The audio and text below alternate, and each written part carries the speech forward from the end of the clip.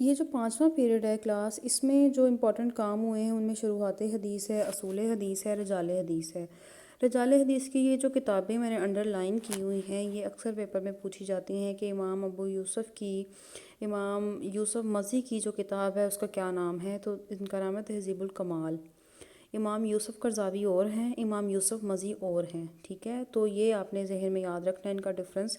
امام یوسف مزی کی جو کتاب ہے اس کا نام ہے تہذیب الکمال۔ اس کے بعد علامہ جو ہے ابن حجر عسقلانی کی جو کتاب ہے وہ تقریب التہذیب ہے، الاصابہ ہے، اور امام ذہبی کی جو کتاب ہے وہ تذکرۃ الحفاظ ہے۔ ویسے زیادہ تر جو ہم راویان حدیث کے جو حالات وغیرہ ہیں ہمیں تذکرۃ الحفاظ میں بڑی ڈیٹیل کے ساتھ مل جاتے ہیں۔ تقریب التہذیب بھی ایک اچھی کتاب ہے، لیکن زیادہ کنوینئنٹ جو کتاب ہے وہ تذکرۃ الحفاظ لگتی ہے مجھے، کیونکہ اس میں سارے کے سارے جو ہے راویان حدیث کے حالات مل جاتے ہیں۔ اس کے بعد ہم اس کو دوبارہ رپیٹ کرتے ہیں۔ امام ابو یوسف مزی کی کتاب ہے تہذیب الکمال، ابن حجر کی کتاب ہے تقریب التہذیب، الاصابہ، امام ذہبی کی جو ہے تذکرۃ الحفاظ ہے۔ اصول حدیث پہ بھی کتابیں لکھی گئی تھی، اور جس میں جو زیادہ تر فیمس ہیں وہ ہے جی الکفایہ خطیب بغدادی کی، اور مقدمہ ابن اصلاح جو ہے یہ ہے، اور شرح نخبۃ الفکر ابن حجر کی ہیں۔ مطلب آپ دیکھیں ابن حجر سے کتنی کتابیں ہیں، ابن حجر کے اوپر بھی 2 کتابیں ابھی ہم نے پڑھی ہیں، تقریب التہذیب اور الاصابہ، نیچے بھی ہے شرح نخبۃ الفکر ہے۔ یہ والا سوال شرح نخبۃ الفکر کے رائٹر کون ہے یہ بھی بڑا پوچھا جاتا ہے، تو یہ ابن حجر کی ہے۔ اس جیسی جو ہے بہت ساری بنیادی کتابیں لکھی گئی تھیں۔ صحت حدیث کے اعتبار سے احادیث اور کتب حدیث کی درجہ بندی کی گئی تھی تاکہ عمل کرنے میں آسانی رہے۔ ایک موضوع پر کتب حدیث تیار ہوئیں، جیسے امام نووی کی ریاض الصالحین ہے، دعاؤں اور عبادات پر مشتمل ہے۔ حدیث کو عام کرنے کے لیے احادیث کے مختصر مجموعے تیار کیے گئے، جیسے امام نووی رحمۃ اللہ علیہ کی 40 نووی ہے جس میں 40 احادیثیں آتی ہیں، اور امام شاہ ولی اللہ کی 40 حدیث آتی ہے۔ احادیث کی عربی کے علاوہ مختلف زبانوں مثلاً فارسی، انگریزی وغیرہ میں بھی تراجم کیے گئے ہیں۔ احادیث صحیح، حسن اور ضعیف کا حکم لگایا گیا تھا تاکہ حدیث کی صحت کا اندازہ لگایا جا سکے۔ اس سلسلے میں 20ویں صدی میں علامہ احمد محمد شاکر اور شیخ ناصر الدین البانی نے بھی بہت کام کیا۔ یہ جو ابھی ہم نے پیچھے اقسام پڑھی ہے نا، صحیح، حسن اور ضعیف، تو یہ اصول حدیث کی جب رجال حدیث کی کتابیں آئیں اس کے اکارڈنگلی پھر ان کو ڈیوائڈ کیا گیا تھا اصول حدیث کے علاوہ، کہ حدیث کی صحت کیسی ہوگی، اس کو کہاں ڈیوائڈ کیا جائے گا، اس کو کہاں کس کیٹیگری میں رکھا جائے گا۔ اس کے بعد کتب صحاح ستہ، کتب صحاح جو ہے صحیح کی جمع ہے، ستہ 6 کو کہتے ہیں، 6 کتابیں، اور ان کے جو ہے مؤلفین ان کو کیا کہتے ہیں بھئی کتب صحاح ستہ، یعنی 6 کتب، وہ کتب حدیث ہیں جن کو تمام ذخیرہ حدیث میں محدثین نے اتفاق کے ساتھ بہت بہتر قرار دیا ہے، یعنی صحیح مسلم ہے، صحیح بخاری ہے، اور سنن نسائی ہے، سنن ابو داؤد ہے، جامع ترمذی ہے، سنن ابن ماجہ ہے۔ اب ان کتب اور ان کے مؤلفین کا مختصر تعارف ہم پڑھ لیتے ہیں۔ امام بخاری کا نام محمد بن اسماعیل اور کنیت ابو عبداللہ تھی، اور جس طرح سے امام مالک، امام شافعی اور امام احمد بن حنبل کی کنیت بھی ابو عبداللہ ہے۔ صرف امام اعظم جو ہیں نعمان بن ثابت، ان کی کنیت ابو حنیفہ ہے۔ یہ 3 شوال 194 میں پیدا ہوئے۔ آپ کے والد آپ کے بچپن میں ہی فوت ہو گئے تھے، اس لیے آپ کی پرورش آپ کی والدہ نے کی ہے۔ امام بخاری بچپن میں ہی نابینا ہو گئے، ان کی والدہ کی دعا سے ان کی بینائی لوٹ آئی۔ اس کے ساتھ ساتھ آپ نے ابتدائی تعلیم کے بعد حجاز، عراق، خراسان، شام جا کر علم حدیث حاصل کیا تھا، جیسے میں نے بتایا تھا نا حلقات حدیث بنے ہوئے تھے۔ اس زمانے میں یہی علم حدیث کے مراکز تھے۔ امام بخاری نے بے مثل حافظہ پایا ہوا تھا۔ امام بخاری کے اساتذہ میں امام احمد بن حنبل کا ذکر آتا ہے، ٹھیک ہے۔ آپ کو 6 لاکھ احادیث زبانیں یاد تھی۔ آپ انتہائی احتیاط سے اپنی کتاب الجامع الصحیح میں احادیث جمع کی۔ آپ نے سمرقند کے قریب خرطند قصبے میں 256 ہجری میں وفات پا لی تھی۔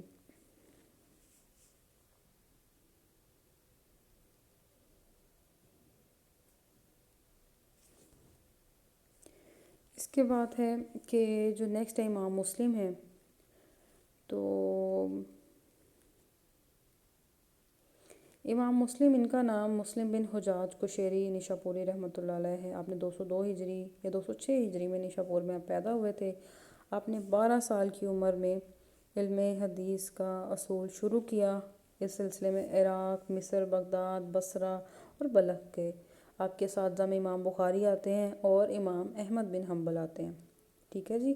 امام مسلم کا جو ہے اس وجہ سے درجہ بخاری کے بعد آتا ہے کیونکہ آپ ان کے شاگرد تھے. اس کے علاوہ آپ نے 261 ہجری میں نشاپور میں وفات پائی تھی. امام ابو داؤد، آپ کا نام سلیمان بن اشعث سجستانی تھا.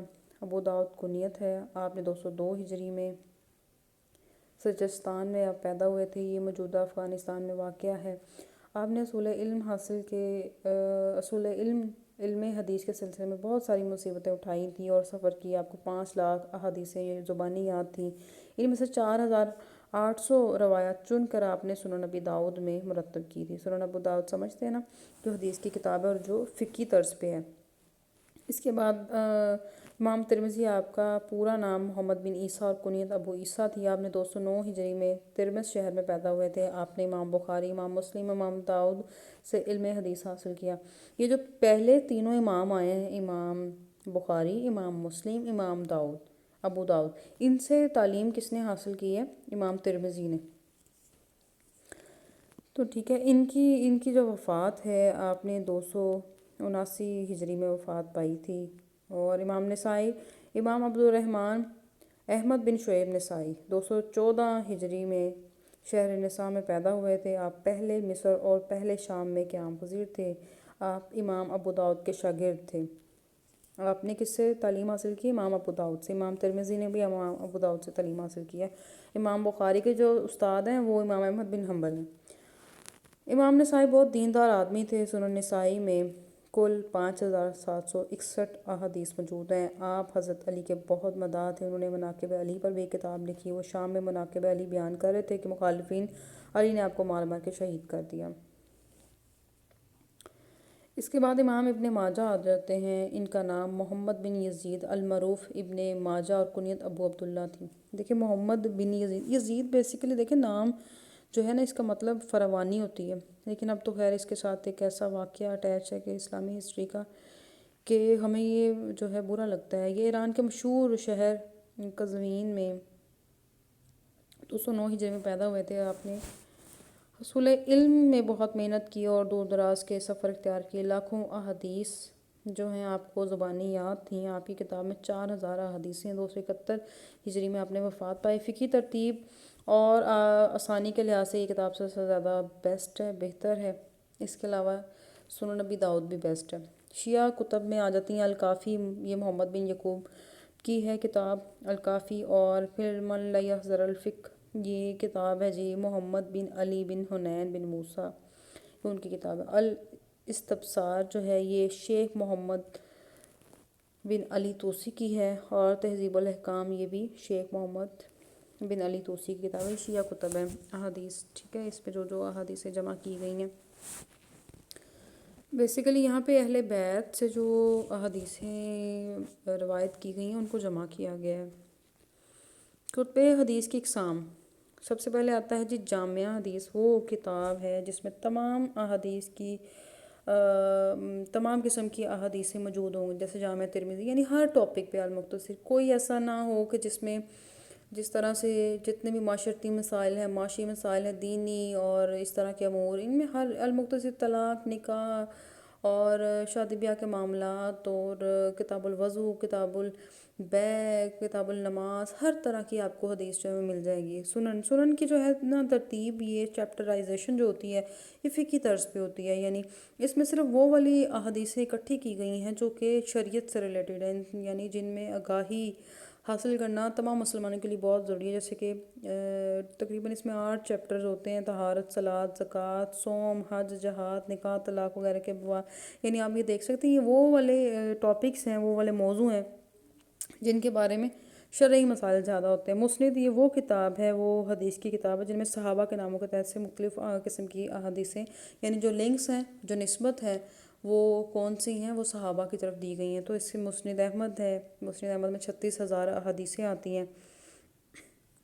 اس کے بعد ہے جی معجم، وہ کتاب جس میں جو ہے جو شاگرد ہیں وہ اپنے اساتذہ کی روایات کو جمع کریں، جیسے معجم طبرانی ہے۔ جز حدیث کی ایسی کتاب ہے جس میں ایک آدمی کی احادیثوں کو جمع کیا گیا ہے، جس میں سے ایک مسئلے سے متعلق احادیث، مثلاً امام بخاری کی جز رفع دین ہے، یعنی ایک اسپیسیفک ٹاپک کے حوالے سے کوئی بھی جو ہے وہ احادیث کو جمع کیا گیا ہو۔ اربعین ایسے مجموعے کو کہتے ہیں، ایسے مجموعے کی کتاب کو کہیں گے جس میں 40 حدیثیں جو ہیں جمع کیے گئی ہیں، جیسے اربعین نبوی اور شاہ ولی اللہ کی شہل حدیث آ جاتی ہے۔ مستخرج میں یعنی دوسری کتاب سے جو مؤلف حدیث کی کتاب لکھ رہا ہے، کسی دوسری مؤلف کی کتاب کو سامنے رکھتے ہوئے اگر وہ حدیثیں ایڈ کر بھی رہا ہے تو وہ سیم ٹو سیم نہیں ایڈ کرے گا، اس میں مزید اسناد کو ایڈ کر دے گا۔ تو یہ آپ نے مستخرج میں یاد رکھنا ہے۔ مستدرک میں کیا ہوتا ہے کہ مزید شرائط ایڈ کرتی جاتی ہیں۔ اگر مؤلف کوئی کتاب لکھ رہا ہے حدیث کی اور کسی کی دوسری کتاب کو اپنے سامنے رکھا ہوا ہے تو کیا کرتا ہے کہ اپنی شرائط جو ہے اس میں مزید ایڈ کرے گا، تو اس کو کیا کہتے ہیں ہم، جو جیسے امام حاکم کی مستدرک ہے کتاب ایک۔ تو یہ کتب حدیث کا تعارف تھا۔